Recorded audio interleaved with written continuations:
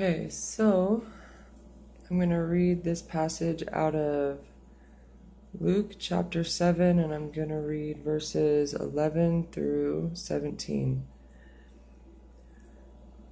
Starting in verse 11, now it happened the day after that he went into a city called Nain, and many of his disciples went with him, and a large crowd.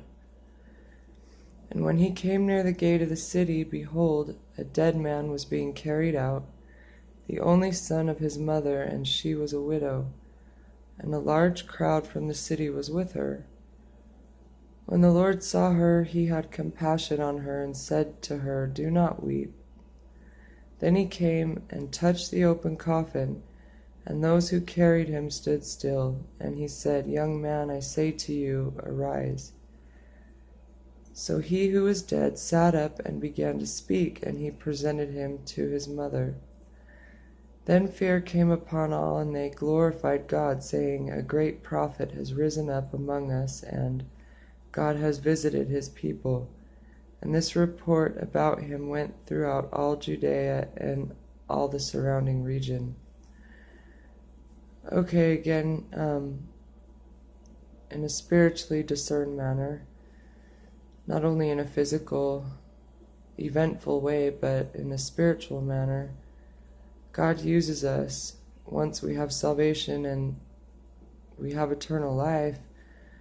Our old nature, our old life of sin is put to death, and we're given life. We are to serve those with compassion and a heart that can, an understanding heart. So again, I made some notes about coming forward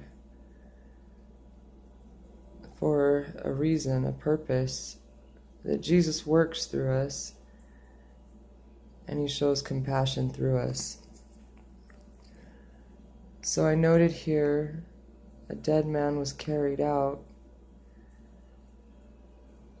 When the Lord saw her, he had compassion on her and said to her, do not weep. And I underlined that he came and touched the open coffin. I believe this is again the condition of our heart. And he approaches us personally so that we who are dead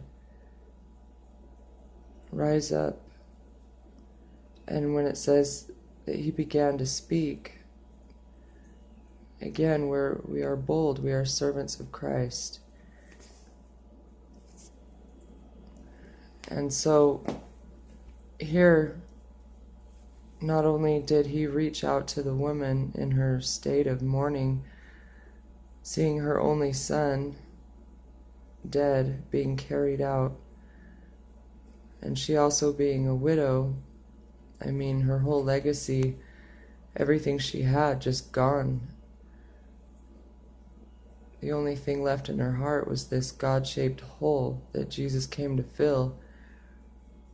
But then also this man who was dead, he gave new life to, and as he presented him to her, he worked through him to reach her.